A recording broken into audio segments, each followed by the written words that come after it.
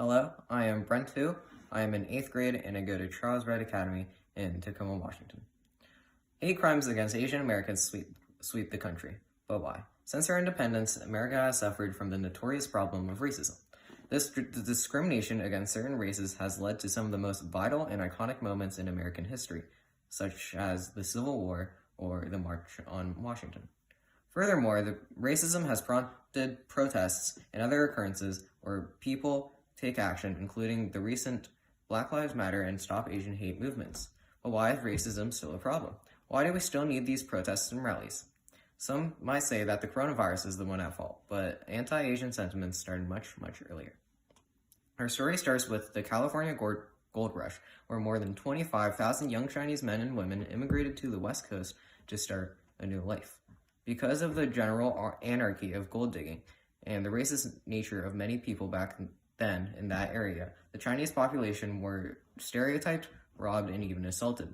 Due to this unfair treatment, the Chinese miners often banded together, and through good organization and perseverance, they usually got a higher yield than their white counterparts.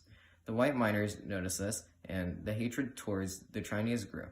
While the first civil rights law was being passed in the capital, the California legislature was busy taxing the Chinese miners. In fact, over half of the tax revenues came from the Chinese immigrants during that time. After the gold rush died down, many went to work on the transcontinental railroads.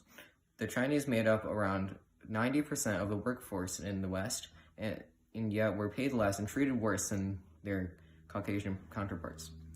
When the two halves of the railroads met in Promontory, Utah, the Irish got all the credit. One place where you can see this exclusion of the Chinese people is in Andrew J. Russell's famous photo where not a single Chinese man can be seen. Even though 1 out of every 10 died during construction, these 15,000 Chinese were seemingly erased from history. Anti-Chinese hate spread to Tacoma, where many Chinese people settled after the completion of the Northern Pacific Railroad. Then, on November 3, 1885, the Chinese population of Tacoma was forcefully expelled and Chinatown was burned to the ground. Most of them fled to Portland or north to Canada, but their lives and legacies were destroyed and they needed to start from scratch once again. The riot consisted of nearly 500 white citizens and displaced around 700 Chinese Americans who gave up their lives in search of a better life. This way of throwing out the Chinese people became known as the Tacoma method. Over a century later, in 1991, Dr. David Murdoch suggested setting aside an area of reconciliation for the harm and damage done to the Chinese community. The City Council approved this resolution, and the Chinese Reconciliation Project Foundation was founded, too, in order to further help out the Tacoma community remember this tragic event and reflect upon it. Chinese Americans have had a great impact on everything from westward expansion to the economy, and it is upsetting to see how poorly mistreated they were. Moreover, I wouldn't even have known about this unless I went to see the park for myself. America is a relatively new country with only a few hundred years of history, and to see this big part of our record cut out is disheartening, to say the least. History repeats itself, and anti-Asian hate is spreading once again.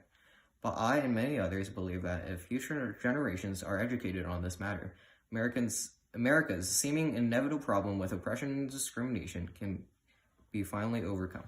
Thus, I strongly support Washington State SB 5264 to declare January as Chinese American History Month. Thank you.